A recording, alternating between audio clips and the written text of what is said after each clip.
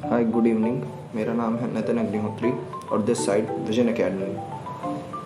जैसे कि pre lecture की सीरीज़ चल रही है तो केमिकल रिएक्शन और इक्वेशंस आज हम पढ़ेंगे, जो कि केमिस्ट्री का फर्स्ट चैप्टर है। जिसको केमिस्ट्री से डर लगता है पहले तो वो कमेंट करे कि हाँ सर बड़ा डर लगता है। देखिए, बहुत सरल सा टॉपिक है केमिकल रिएक्शंस और इक्वेशंस की। समझिए, पहले तो देखते हैं कि केमिकल रिएक्शन इक्वेशंस होती क्या है। देखिए, हमने बोला कि फिज़िकल चेंजेस क्या होता है। फिज़िकल चेंजेस मतलब एक ऐसा रिएक्शन जहाँ पर क्या हो, जहाँ पर किसी भी तरीके का केमिकल यूज़ नहीं हो रहा। फिज़िकल मतलब भौतिक परिवर्तन, एक ऐसा चेंज जिसमें कोई भी केमिकल का यूज़ नहीं हुआ। आप स्कूल से आए घर और आपने स्कूल की यूनिफॉर्म उतारी और अब आप होम ड्रेस में आ गए हैं, मतलब जो घर पे जो ड्रेस पहनते हैं। क्या आपने किसी केमिकल का यूज़ किया? नहीं, आपने किसी केमिकल का यूज़ नहीं किया है। आपने क्या किया? ड्रेस बदली, आराम से पहन ली। तो एक भौतिकी परिवर्तन तो है भाई, फिजिकल चेंज है। आपने फिजिकल चेंज कर दिया, मतलब यूनिफॉर्म पहने थे, अब आप स्कूल की यूनिफॉर्म से घर की यूनिफॉर्म में आ गए भाई साहब। तो वही लिखा है, फिजिकल चेंज एक ऐसे चेंज होते हैं जिसमें किसी तरीके का केमिकल नहीं लगता। जैसे मान लीजिए आपकी मम्मी, आपको पता है, सब्जी काटती होंगी, तो आपकी मम्मी जब आपकी सब्जी काटती हैं तो क्या कोई केमिकल से काटती हैं? सिंपली यार भाई नाइफ से काट देती हैं यार। तो वो नाइफ से काट रही हैं। पहले एक बड़ी सी आलू थी, अब वो छोटे छोटे पीसेस में कट गई। तो देखिए, एक आलू चेंज हो गया है छोटे छोटे पीसेस में। तो क्या हमने फिजिकल चेंज नहीं कर दिया? तो बस सिंपल सा है फिजिकल चेंज, कि फिजिकल चेंज एक ऐसा चेंज है जिसमें केमिकल रिक्वायर नहीं होता। अब हम देखते हैं इसमें फिजिकल चेंजेस के एग्जाम्पल्स क्या हो सकते हैं। फिजिकल चेंजेस के एग्जाम्पल भी देखिए हमारे पास। पानी में नमक डाला यार, सिंपली पानी में नमक डाला, पानी में घोर दिया नमक, कोई दिक्कत है इसमें? बर्फ़ रखी है यार, बर्फ़ रखी थी, हमने छोड़ दी बर्फ़, थोड़ी देर रखी और वो किस में बदल गई? वो यार वाटर में बदल गई। तो सिंपल सा है कि हमने वाटर में बदल दिया। इसके बाद देखो सब्जियों की कटिंग, देखो अभी मैंने बताया आपको कि सब्जी काट दी गई आराम से। तो यार ये फिजिकल चेंज होते हैं, काफ़ी सरल सा है फिजिकल चेंजेस। अब हम इसके बाद आते हैं, देखिए कहाँ पर हम आए, केमिकल चेंज पर। केमिकल चेंज एक ऐसा चेंज होता है जिसमें क्या है कि हमें केमिकल रिक्वायर होता है भाई साहब। ओ भाई साहब, अब ये क्या चीज़ है केमिकल रिएक्शन? तो देखिए यहाँ पहले तो रासायनिक लिखा है, जो इसे रासायनिक कर लीजिएगा, ये रासायनिक जो लिखा हुआ है ये कर लीजिएगा। Chemical changes are those changes that requires chemical reaction. Chemical change एक ऐसा चेंज होगा जहाँ पर आपको रसायन मतलब किसी केमिकल की ज़रूरत पड़ेगी भाई साहब, तब आप रिएक्शन मतलब आगे बढ़ा सकते हैं। जैसे देख लेते हैं क्या, बर्निंग ऑफ पेपर। अरे बर्निंग ऑफ पेपर, भैया अभी तो बता रहे थे कि बर्निंग ऑफ पेपर, पेपर में क्या हुआ यार? बर्निंग ऑफ पेपर एक केमिकल रिएक्शन है। कैसे? चलो आज देखते हैं। आपने मान लेते हैं आग लगाई कहीं पर, किसी भी चीज़ में आपने लगाई आग, भले हम मान लेते हैं पेपर नहीं होता है, कोई अलग चीज़ हो सकती है, हम कह रहे हैं चलिए कोई अलग चीज़ है, मान लेते हैं हमने उसमें आग लगाई। और आग लगाने के बाद क्या हुआ, वो जो चीज़ है अब जलने लगी। अब मान लेते हैं ये चीज़ जल रही है, अब इसने आग पकड़ ली। तो अगर आप इसके ऊपर तुरंत एक चादर डाल देते हैं, चादर मतलब ब्लैंकेट डाल देते हैं, कंबल डाल देते हैं, आपने ब्लैंकेट डाला, ये आग बुझ जाएगी। क्यों? क्योंकि इस आग को जलने के लिए ऑक्सीजन की ज़रूरत है। बिना ऑक्सीजन के ये आग जलेगी ही नहीं। तो देखिए भाई, अगर हम मान लेते हैं कोई कागज़ है CH4 प्लस, मान लेते हैं कागज़ नहीं, हम मीथेन ले लेते हैं, कोई गैस, इसको जलने के लिए भी ऑक्सीजन की ज़रूरत पड़ेगी। तो बिना ऑक्सीजन के आग पॉसिबल नहीं है, फायर पॉसिबल नहीं है। इसलिए कागज़ का जलना भी एक केमिकल रिएक्शन ही होता है। जैसे राइपनिंग ऑफ फ्रूट्स, जो फल पकते हैं वो भी केमिकल्स की मदद से पकते हैं। इसके बाद रेस्पिरेशन, सांस लेना कब से केमिकल रिएक्शन हो गया? क्या सर कुछ भी मतलब?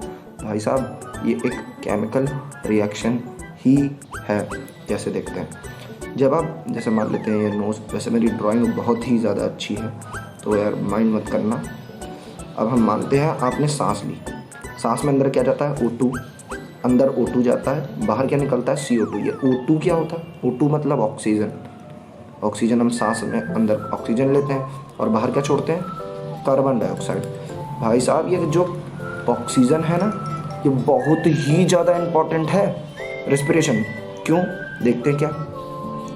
जब आप खाना खाते हैं मतलब आपने C6H12O6 मतलब ग्लूकोज आपने लिया, अगर मान लेते हैं खाने के रूप में आप खा रहे हैं, आपने खाना खाया, अब ये खाना आपके स्टमक में चला गया, पेट में गया, लेकिन ये नहीं पचेगा। कब तक नहीं पचेगा? जब तक आप ऑक्सीजन अंदर नहीं लेते हैं तब तक ये पच ही नहीं सकता। और जब ये पचेगा तो ये कार्बन डाइऑक्साइड बनाएगा, H2O बनाएगा, प्लस एनर्जी बनाता है। तो इससे आपको समझ में आया होगा कि मतलब जो हमने खाना खाया, जब तक हम ऑक्सीजन अंदर नहीं लेंगे, सांस नहीं लेंगे, तब तक वो कार्बन डाइऑक्साइड नहीं बनेगी। जो हम सांस में बाहर छोड़ेंगे, हमने ये बाहर छोड़ा, ये कार्बन डाइऑक्साइड, ये H2 है, ये टॉयलेट के रूप में निकल जाता है। और ये जो एनर्जी है, इसी के सहारे हमारा शरीर चल रहा है। तो मतलब रेस्पिरेशन मतलब हमने सांस लेने में O2 अंदर ली है और उससे खाना पच रहा है। और खाना पचने के बाद क्या हुआ? CO2 बनी, H2O बना, एनर्जी बनी। मतलब अगर हमने सांस ना ली होती, तो क्या खाना पचता? कभी नहीं। तो रेस्पिरेशन देखिए भाई साहब, इतनी लंबी चौड़ी हमने रिएक्शन आपको बता दी। क्या रेस्पिरेशन है? केमिकल रिएक्शन नहीं है, एक्चुअली में केमिकल रिएक्शन ही है। इसीलिए हम रेस्पिरेशन को केमिकल रिएक्शन में लेते हैं। ये एग्जाम्पल जो तीनों लिखे हैं, ये CBSE बार बार पूछता है कि burning of paper, ripening of fruits या रेस्पिरेशन, या क्या ये तीनों केमिकल रिएक्शन है? तो हाँ, ये केमिकल रिएक्शन है और इस साल MCQ में क्वेश्चंस आएंगे, तो प्लीज़ इनको एक बार देख लीजिएगा। अब देखते हैं केमिकल रिएक्शन में, समझिए। अब हम आते हैं केमिकल रिएक्शन क्या होती है। पहले तो हमने देखा कि फिजिकल रिएक्शन क्या होती है, केमिकल रिएक्शन क्या होती है, तो अब देखते हैं हम असली में केमिकल रिएक्शन होती क्या है। चलिए आते हैं, बात करते हैं। बोला गया phenomena of interaction of chemicals to form a new chemical is called chemical reaction. मतलब समझिए, मैं बताता हूँ आपको। हमने क्या किया कि एक कोई चीज़ थी A, उसमें B मिलाया और हमारे पास C मिल गया, हमें C मिल गया। जैसे हमने नींबू लिया, नींबू मतलब लेमन, इसमें हमने क्या मिला? वाटर मतलब पानी, और इक्वल्स टू ये क्या बन गया? नींबू पानी। यार जाहिर सी बात है। तो देखिए, अगर बिना नींबू के क्या पानी से नींबू पानी बना सकते थे? कभी नहीं। तो हमने दो चीज़ें ली, तो ये जो दो चीज़ें हैं ये हमारी क्या हैं? रिएक्टेंट। ये रिएक्ट कर रही हैं और क्या बना रही हैं? एक प्रोडक्ट। मतलब हमें एक आंसर मिल रहा है। तो जब दो चीज़ें मिलती हैं तो उनको प्रोडक्ट, दो या तीन चीज़ें मिले या चार चीज़ें मिले, कोई फ़र्क नहीं पड़ता, तो उन्हें हम रिएक्टेंट बोलते हैं। और जो आंसर आता है उसे प्रोडक्ट बोलते हैं। इसी रिएक्टेंट को हिंदी में बोलते हैं अभिकारक। और प्रोडक्ट को क्या बोलते हैं? प्रोडक्ट को क्या बोलेंगे बताइए? कोई हिंदी मीडियम वाला हो तो कमेंट करें। प्रोडक्ट को हम क्या बोलेंगे? प्रोडक्ट को हम लोग आंसर भी बोल सकते हैं। यार वैसे मेरी हिंदी थोड़ी इसमें वीक है, तो प्रोडक्ट को हम लोग बोलेंगे उत्पाद। ये इसका बिल्कुल राइट हिंदी है। प्रोडक्ट को हम उत्पाद बोलेंगे। तो हमने यहाँ से ये सीखा कि जब दो या दो से ज़्यादा केमिकल, देखिए A और B मिला और C मिल बन गया, तो वही बोला है कि फेनोमेना ऑफ इंट्रैक्शन मतलब घटना, फेनोमेना मतलब घटना, इंट्रैक्शन मतलब मिलना, ऑफ केमिकल्स मतलब दो या दो से अधिक केमिकल का जब मिलते हैं और एक न्यू केमिकल बनता है, तो ऐसी रिएक्शन को हम क्या बोलते हैं? Chemical reaction. ये देखिए हिंदी में लिखा है। जब दो या दो से अधिक अभिकारक मतलब रिएक्टेंट आपस में क्रिया करते हैं, मतलब आपस में मेल जोल करते हैं, तो इससे नए उत्पाद का निर्माण होता है। तो इस क्रिया को हम लोग रासायनिक अभिक्रिया कहते हैं। जैसे हमने बोला आपसे अभी कि नींबू और प्लस पानी हमने मिला दिया और नींबू पानी बन गया। देखिए कितनी आसान सी डेफिनेशन थी। अब हम आते हैं कि टोटली ये चल क्या रहा है। Examples of chemical reaction. Example क्या हुआ? आपने मान लेते हैं हवा थी, हवा चल रही थी। हवा में आपको पता है कि क्या क्या होता है? हवा में क्या क्या होता है भाई साहब बताएं हमें? हवा में हाइड्रोजन भी होता है, हवा में ऑक्सीजन भी होता है। मान लो हो तो नहीं सकता, लेकिन हमने हाइड्रोजन पकड़ लिया, ठीक है, हमने दो एटम हाइड्रोजन के पकड़ लिए। एटम मॉलिक्यूल तो पता होगा, जिससे ना पता हो तो एक स्मॉल वीडियो 9th क्लास में डालूंगा, उसमें से आप एक बार एटम मॉलिक्यूल समझ लेना कि एटम मॉलिक्यूल क्या होता है। किसी भी चीज़ का सबसे छोटा पार्टिकल, मान लेते हैं हाइड्रोजन गैस हो, उसमें से सिर्फ एक छोटा सा उसका टुकड़ा निकाल लिया जो आगे डिवाइड नहीं हो सकता, तो हमने दो एटम निकाल लिए, या दो मॉलिक्यूल बोल सकते हैं, हमने निकाल लिए। प्लस इसमें 2 मॉलिक्यूल ऑक्सीजन के डाल दिए। अब देखिए यहाँ पर क्या बना, H2, मतलब हमने ऑक्सीजन और हमने हाइड्रोजन जब हमने मिलाया तो हमारे पास क्या आया, हमारे पास H2 आ गया। ये क्या है, ये वाटर है, यही पानी होता है। मतलब पानी किससे मिलके बना है, ऑक्सीजन और हाइड्रोजन से। तो सिंपली यहाँ पर डिटरमाइन हो रहा है कि हाइड्रोजन देखिए रिएक्ट कर रहा है, मतलब हाइड्रोजन मेल बढ़ा रहा है, दोस्ती बढ़ा रहा है ऑक्सीजन के साथ, और हमें क्या मिल रहा है, हमें वाटर मिल रहा है। सिंपली अब बढ़ते हैं फिर आगे, अगली स्लाइड में देखते हैं क्या है इसमें। देखिए केमिकल रासायनिक समीकरण, देखिए ये क्या चीज़ है, ये क्या बला है नीचे। अब हमने बोला कि रासायनिक इक्वेशन देखते हैं, पहले समझते हैं क्या। जैसे हमने पहले लिखा था कि अगर हम ऑक्सीजन में क्या मिला देंगे, हाइड्रोजन अगर हम मिला दें तो हमें क्या मिल रहा था, हमें वाटर मिल रहा था। ये तो हमने बड़े फॉर्म में लिख दिया यार, बड़ी देर लग रही है लिखने में, तो हम इसको सिंबल में लिख देते हैं। ऑक्सीजन को हमने O ले लिया और हाइड्रोजन को हमने H ले लिया, तो हमें क्या मिल रहा है, हमें मिल रहा है H2O। बैलेंसिंग हम बाद में देखेंगे, पहले हम बेसिक सीख लेते हैं। मतलब हमने ऑक्सीजन में हाइड्रोजन मिलाया और हमें H2O मतलब हमें वाटर मिल रहा है। अब इधर हम देखते हैं क्या बोला गया यहाँ पे कि हमने समझिए हमने इसमें सिंबल्स यूज़ किए हैं। ऑक्सीजन ना लिख के O लिखा है, हाइड्रोजन ने लिख के H यूज़ किया है और वाटर ने लिख के H2O यूज़ किया है। तो हम यहाँ पर देखते हैं कि ये हुआ क्या। एक्चुअली में देखिए यहाँ क्या लिखा है, सिंबॉलिक रिप्रेजेंटेशन, मतलब पूरा नाम ना लिख के आप केवल चिन्ह बनाइए। जैसे ऑक्सीजन का O, उसको रिप्रेजेंट मतलब उसको दर्शाना एक केमिकल रिएक्शन में ए इन्वॉल्व होती है। इसमें इन्वॉल्व क्या है, मतलब इसमें यूज़ हमने किसका किया, फॉर्मूला सिंबल का यूज़ किया। सिंबल मतलब O में O जोड़ा, O में H जोड़ा और H2O मिला, तो वही बोला गया रासायनिक समीकरण रासायनिक अभिक्रिया को लिखने का वह तरीका है जिसमें आप अभिकारक तथा उत्पादक का नाम न लिख के उसके स्वरूप को चिन्ह में दर्शाते हैं, जिससे रासायनिक समीकरण सरल तथा समझने योग्य हो जाता है। जैसे H2O, पहले हमने बताया था आपको, हाइड्रोजन में ऑक्सीजन जोड़ा और ये देखिए बैलेंस इक्वेशन में आपको 2H2O मिल गया। बैलेंसिंग बाद में देखते हैं, पहले हम देखते हैं कि अब आगे क्या करना है। अगली स्लाइड में देखते हैं। अब कंडीशंस तो आपको समझ में आ जाएगी, बाद में बताता हूँ। और देखिए टाइप्स ऑफ रिएक्शन में आते हैं कि रिएक्शंस के टाइप क्या होते हैं। पहला होता है संयोजन अभिक्रिया मतलब कॉम्बिनेशन, दूसरी होती है डिकम्पोजिशन, तीसरी होती है डिस्प्लेसमेंट रिएक्शन, फिर इसके बाद होती है डबल डिस्प्लेसमेंट रिएक्शन। अब लोग कहेंगे भैया रिडॉक्स भी होती है, ऑक्सीडेशन, रिडक्शन, वो बाद में देखेंगे। पहले टाइप्स ऑफ रिएक्शन मतलब हर रिएक्शन में क्या क्या होता है, ये उस बेसिस पर है। चलिए पहले हम देखते हैं कॉम्बिनेशन रिएक्शन क्या होती है। कॉम्बिनेशन रिएक्शन क्या होती देखते हैं। अगर मान लेते हैं A में B जोड़ा और हमें C मिल गया, देखिए A में हमने B जोड़ा और हमें C मिल गया, मतलब हमने 2 चीज़ें जोड़ी और हमें सिंगल चीज़ मिली, मतलब एक चीज़ मिली। जैसे हमने क्या किया, कार्बन में ऑक्सीजन को जोड़ा और हमें कार्बन डाइऑक्साइड मिल गई, मतलब हमें एक ही चीज़ मिली, कार्बन डाइऑक्साइड। समझ रहे हैं आप। अगर हम चाय में पानी मिला दें, चाय पत्ती में अगर हम पानी मिला दें और प्लस इसमें दूध मिला दें तो हमें क्या मिलेगा, हमें चाय मिल जाएगी। तो देखिए हमने इतनी सारी चीज़ें जोड़ी और हमें मिला क्या, एक। तो वही बोला गया है कि जब 2 या 2 से अधिक रिएक्टेंट मतलब अभिकारक आपस में मेल करते हैं, मतलब कोई जुड़ते हैं और एक सिंगल प्रोडक्ट बनाते हैं, एक ही उत्पाद बनाते हैं, सिर्फ एक उत्पाद, मतलब आंसर एक आता है CO2। जैसे C लिखा है, A + B जोड़ा और C आ गया, तो हमने ये बोला कि A में B जोड़ा और हमें C मिल गया। जैसे हमने कार्बन में ऑक्सीजन जोड़ा और हमें CO2 मिल गया, तो ऐसी रिएक्शन को हम क्या बोलेंगे, कॉम्बिनेशन रिएक्शन। इसमें कोई प्रॉब्लम हो तो एक बार कमेंट कर सकते हैं। अब इसके बाद देखते हैं हम क्या है। अगला है वियोजन डिकम्पोजिशन रिएक्शन।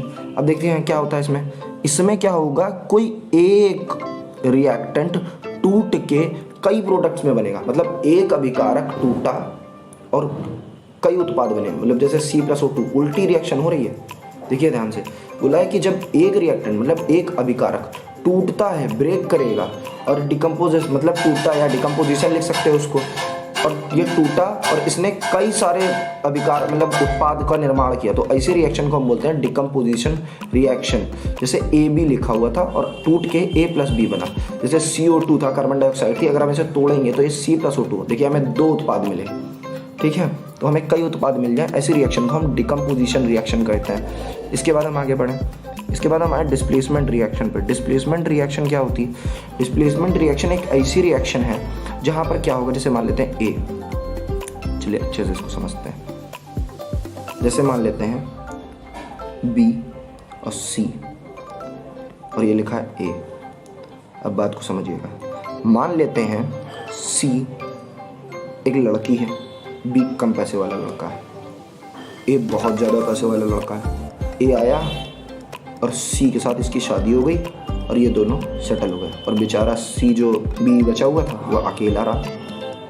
ठीक है, मतलब ए बहुत ज़्यादा रिएक्टिव था, बहुत ज़्यादा ताकतवर था, तो उसने सी के साथ वो चला गया, उसने रिप्लेस कर दिया सी को, उठा के वहाँ से अपने साथ ले आया और बी अकेला ही रह गया।